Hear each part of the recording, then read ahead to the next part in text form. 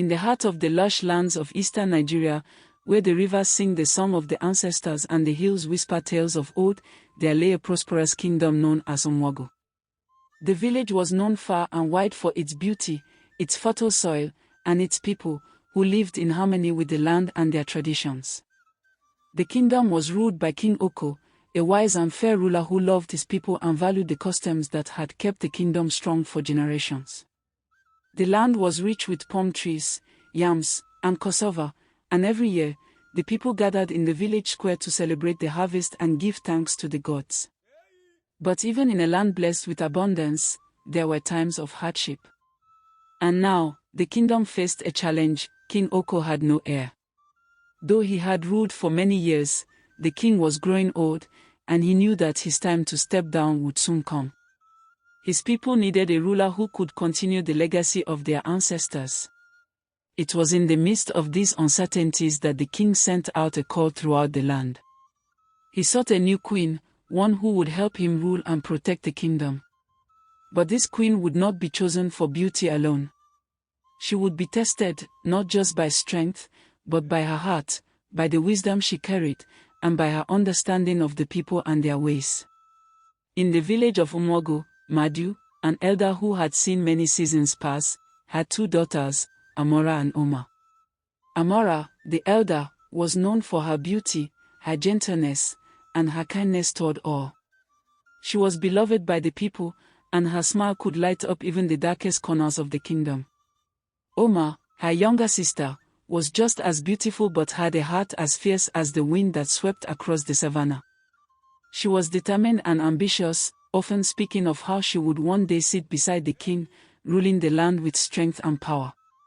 Madu, though proud of both his daughters, knew that the journey ahead would not be easy.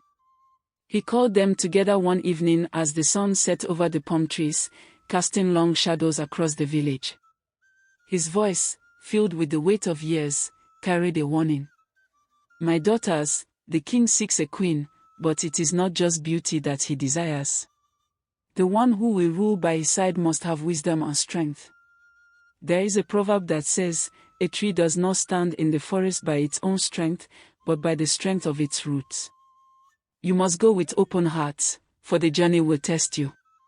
Amora nodded, her heart filled with grace and humility. She knew that she had much to learn, but she also knew that the journey would be about more than just winning a throne.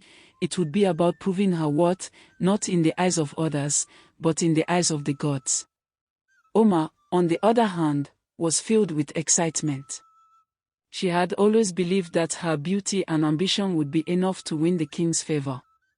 She was determined to make her father proud, but more importantly, to make herself queen.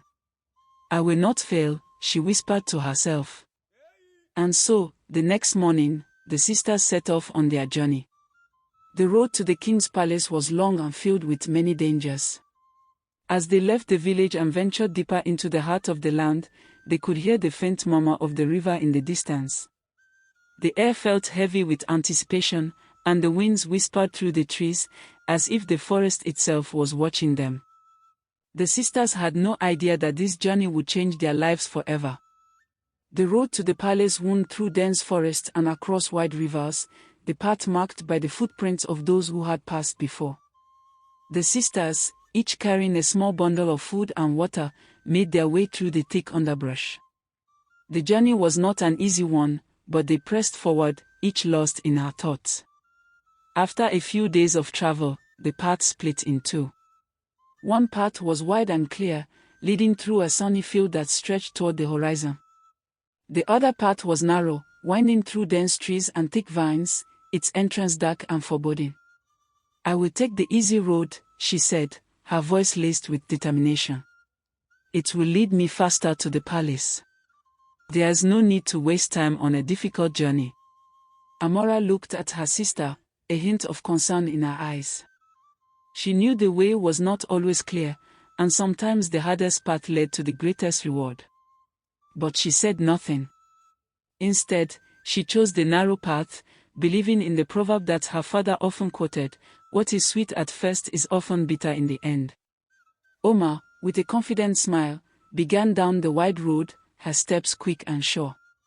But Amora, though uncertain, felt a strange pull toward the winding path.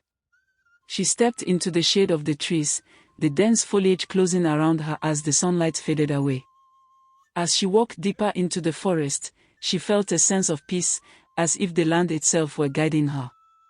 The days grew long as Amora made her way through the dense woods, her journey slowing but her resolve strengthening. But her sister, Oma, had not stopped. She raced through the open fields, thinking that the road would lead her to the palace faster. Yet, the more she hurried, the more she felt something shift around her. The trees began to close in, and the air grew still. It was as if the land itself was closing off, trapping her in a world of her own making. On the third night, Amara reached a small clearing and decided to rest. She could feel the weight of the journey, but also the lightness in her heart. The stars above twinkled brightly, and she whispered a prayer to the gods of the land, asking for guidance on her path. Oma, however, was not as calm. She had lost her way and felt a growing unease. The wide path she had chosen no longer seemed clear. "Where am I?" she whispered to herself. The trees around her seemed to mock her, bending and twisting as though they were alive. Suddenly, a sound broke the silence, a soft whisper in the wind, calling her name. It was faint at first, but then it grew louder, as if the trees themselves were speaking. "Oma," the voice whispered, "you are lost."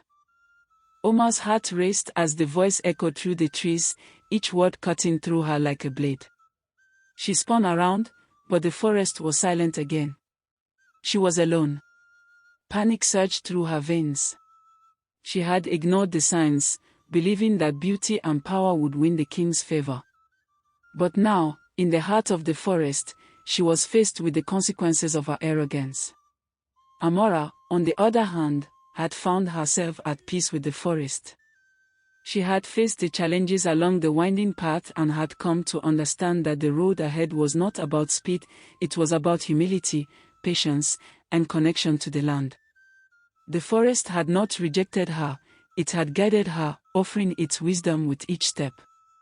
As dawn broke the following morning, Oma found herself standing at the edge of a great river. The water flowed swiftly, carrying the voices of the past. She stood still, lost in thought, when she heard a rustling behind her. She turned to find a figure emerging from the shadows, a woman, old and bent, her face hidden beneath a large hood. "You have come far, but you cannot go forward without facing the truth. You seek power, but power is not given. It is earned, with a humble heart." Oma trembled. The woman's words cut deeper than she could have imagined. "I am the one who will be queen," she said, her voice firm, but uncertainty lingered in her tone. The old woman shook her head. "The heart of a queen is not built on pride, but on wisdom. You must learn the ways of the land, or be lost to it." Oma stared at the river, torn between her ambition and the truth of the old woman's words. "I can't go back now," she muttered. "I must reach the palace."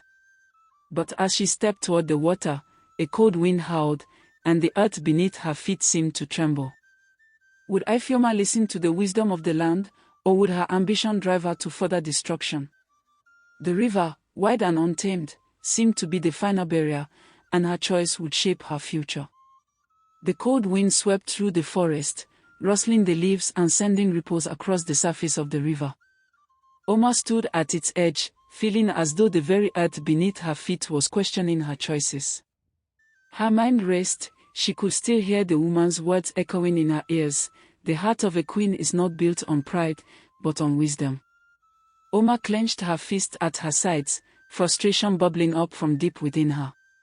She had come this far, past the trials of the journey, and now she was being told that everything she had worked for was in vain.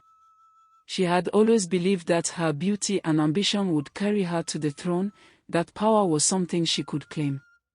But now, standing at the river's edge, something inside her began to crack.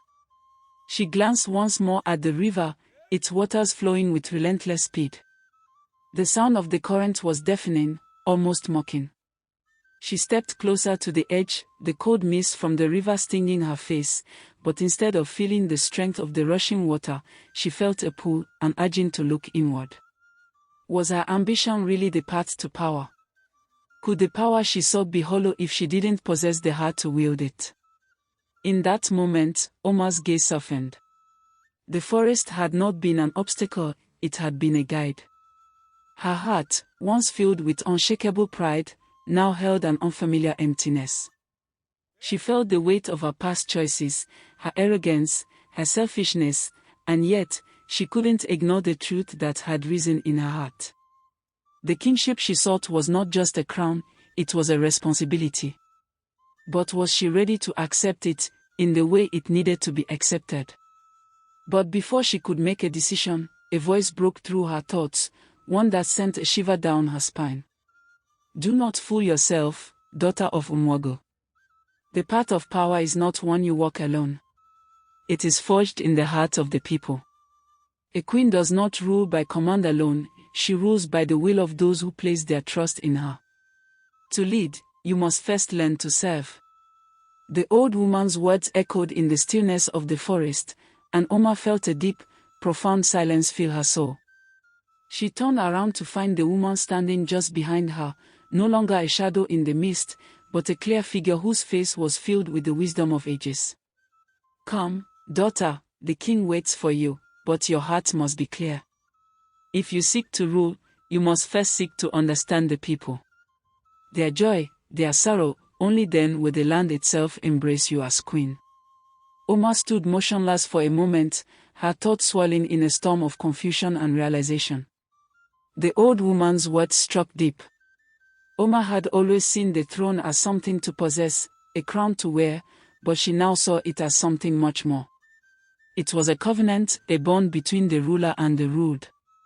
She had thought power was simply a matter of taking what was owed to her, but now she realized it was a responsibility, a delicate balance of leadership and empathy. It was not enough to want power, one had to understand the sacrifices that came with it. The woman's eyes glinted with something ancient, something wise. Now, you must choose. Go to the king, but go with a heart that seeks understanding. Or turn away from the throne and seek a life of your own, one of peace, free of the weight of leadership. The choice is yours. Oma swallowed hard, feeling the weight of the moment. She had come to the river seeking an easy path, a quick way to reach the palace and claim what she believed was rightfully hers. But now, she understood. The true path to the throne was not about ambition, it was about service, compassion, and a deep understanding of the land and the people. Could she change her ways, or had the choices of her past already sealed her fate? As Oma turned away from the river, her mind racing with the enormity of the choice ahead, she heard a distant sound, a deep horn echoing through the trees. It was the sound of the king's summons. But would she be able to reach him in time? The choice lay before her, but the decision was not one she could make lightly. Would she walk the path of wisdom and humility, or would her ambition pull her in another direction? The forest seemed to watch in silence, waiting for Oma's next move. With each step, the air around her thickened, and the weight of her journey pressed down on her. She could feel the eyes of the ancestors upon her. She had come to the forest to find a way to rule, but what she had found was something far greater, an understanding of what it truly meant to be a leader. And now, she would face the king, not just as a potential queen, but as a daughter of Umwogo, one who had learned the true meaning of leadership. But would she be able to prove herself, or would the weight of her past mistakes keep her from the crown? The horn sounded again, closer now. Would Oma reach the palace in time to make her choice, or would the door close on her, leaving her lost forever in the wilderness of her own desires? The air felt thick with anticipation as Oma walked toward the king's palace. Each step was a heavy one, laden with the weight of her past decisions and the uncertainty of what lay ahead. The distant sound of the horn still echoed in the forest, calling her forward, but she did not rush. Her mind, once clouded with ambition and desire, now felt clear, like the first light of dawn breaking through the dark. The choice she had been given weighed heavily on her, but there was no turning back now. Amora, on the other hand, had reached the palace some hours before. Her path had been long and difficult, but it had been one of patience and self-reflection. She had faced the trials of the forest with calmness, believing that the journey was not about reaching the destination quickly, but about learning the lessons along the way. She had proven her worth, not through speed or power, but through humility and wisdom. Now, as she stood in the palace courtyard, she could feel the eyes of the ancestors upon her, guiding her steps toward the king. As Oma entered the palace gates, the grand structure loomed before her like a silent judge, its stone walls heavy with history. She had never seen it so close, never thought she would one day stand before it, not as a mere visitor, but as a potential queen. Her heart raced in her chest, and the familiar arrogance that once fueled her confidence was now replaced with a feeling of uncertainty. "Am I truly worthy?" she whispered to herself. Amora stood in the center of the palace hall, her eyes fixed on the king, who sat upon his throne, his regal presence filling the room. His eyes were kind but unyielding, his face betraying little emotion. He had waited for this moment, but he had already made his decision long before the sisters had arrived. The question now was not about which sister would win the throne, but which one had the heart of a true queen. "Welcome, my daughters, to the final trial. You have journeyed far, and you have faced tests that have revealed your true nature. Now, I ask you to look within yourselves. A queen is not one who seeks power for her own gain, but one who understands the burden of the crown. She must lead with wisdom, not out of ambition, but out of service to the people. I have watched both of you, and now I ask you, what is the true meaning of leadership?" Amora, though nervous, stepped forward first, her heart calm. She had prepared herself for this moment, knowing that it was not her beauty or her speed that would win her the king's favor. It was her heart. Leadership is about serving others. A true queen leads with love, not fear. She listens to the people, understands their needs, and walks with them through their joys and sorrows. To lead is to give, not to take. The crown is not a reward, it is a responsibility.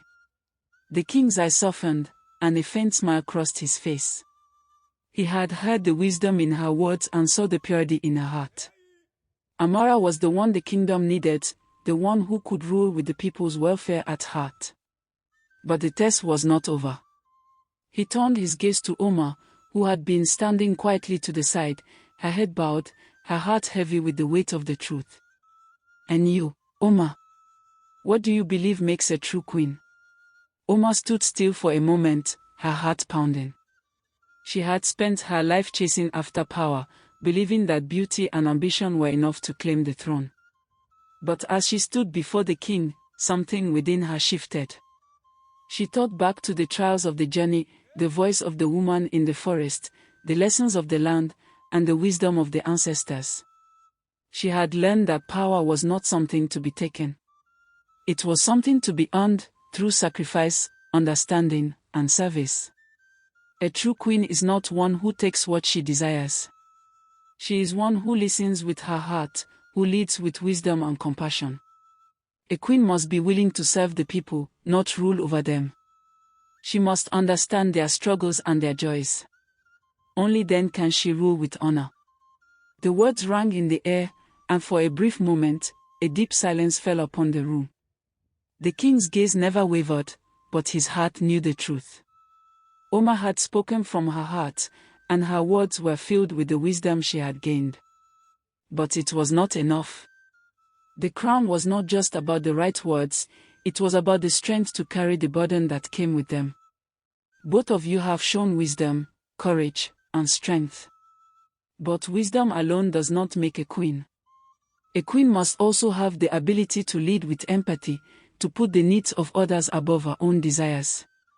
Amina, you have shown me that you understand this.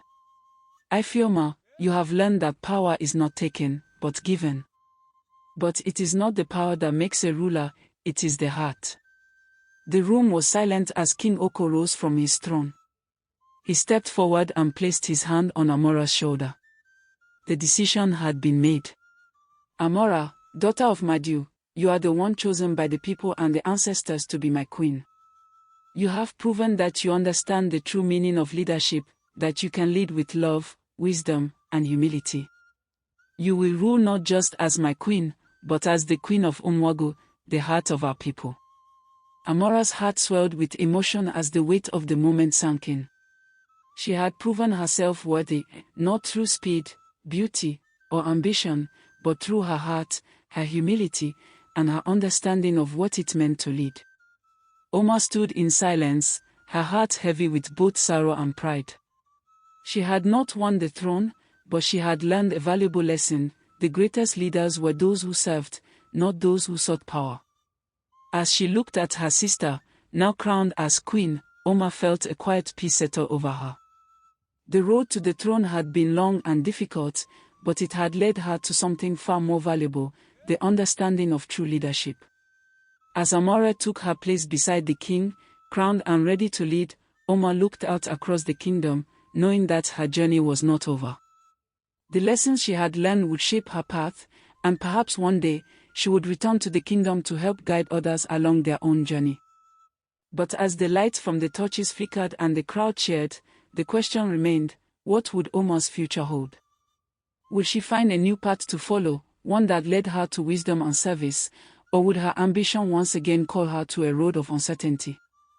The story of the sisters, Amora and Oma, would echo through the kingdom of Umwagu for generations. It was a tale not of beauty, power, or ambition, but of understanding the true nature of leadership. The crown, as they both had learned, was not just a symbol of power, it was a responsibility to serve, to lead with empathy, and to carry the weight of the people's hopes and dreams.